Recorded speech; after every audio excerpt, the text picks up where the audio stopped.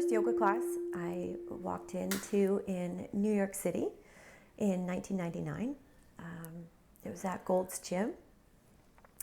And after 5 years of meditation training and Brazilian Jiu-Jitsu training, I fell in love with the practice. And I've been practicing yoga ever since that day that I walked into that class. I fell in love with it. I continue to take online courses from my favorite teachers. I continue to listen to Dharma talks. I continue to read books about yoga, and I learn a lot from my students' responses to what I'm teaching.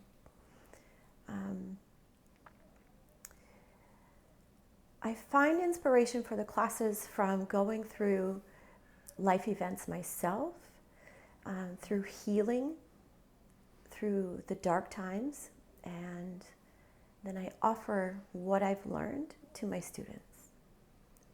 I see it working for them. I feel it work for me. And that's what keeps me going. That's what makes me want to teach more. I love it. My first teacher was Jiwan Goyal, and I believe now he runs the Classical Institute of Yoga and Therapy. He was my teacher at a gym for about 8 years. One day during the class, he came up to me and asked me, or he said, "I think you could teach." And from that moment, I agreed with him, and we went on to do a lot of work together, developing his program.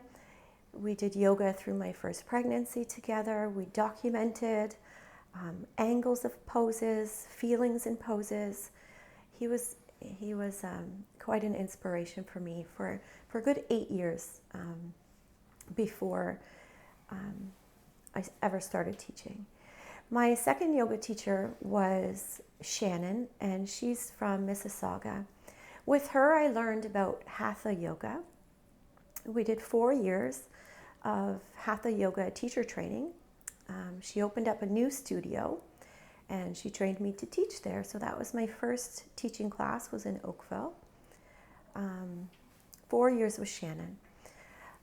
After that, I followed Michael Stone, and he is, to this day, just an amazing Zen Buddhist teacher.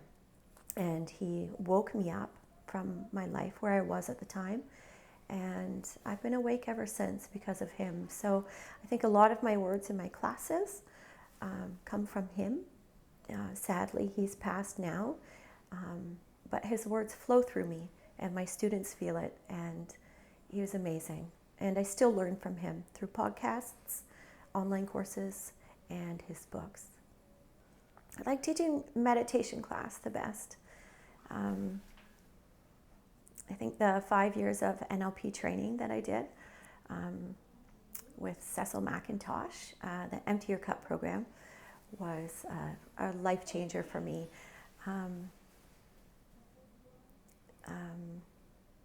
I think meditation is very powerful at changing the thoughts, discovering the patterns of the thoughts, and yeah, it's my favorite.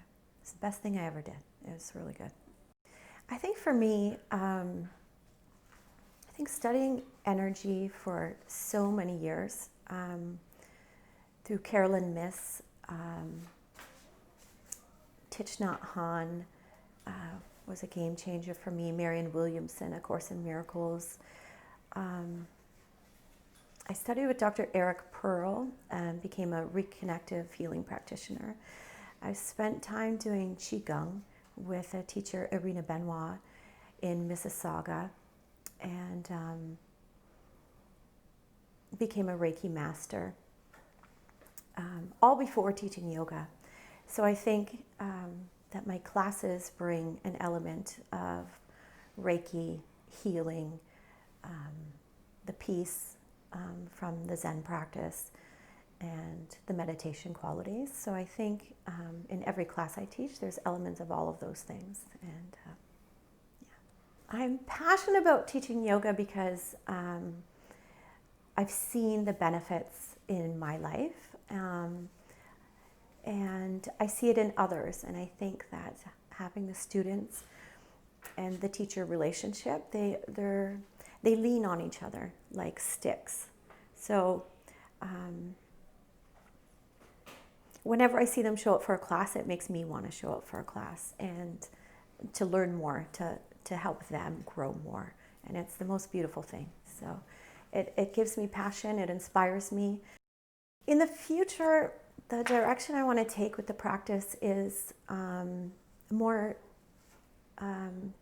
healing, less about how your body can bend in the poses, how flexible you are, and more about how any body can heal with this practice.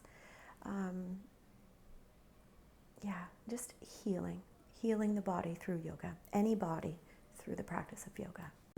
What excites me about this practice is creating events. So I love bringing two things together with the yoga. So living in Beamsville is the Beamsville Bench and all of the wineries. So what I love is having a yoga class in a beautiful vineyard in town and seeing all the people come for the yoga and also enjoy a wine tasting after. So it's yoga and wine events I love. I love teaching corporate yoga and walking into an office, and it's a lot of people in suits sitting around a table in high back chairs.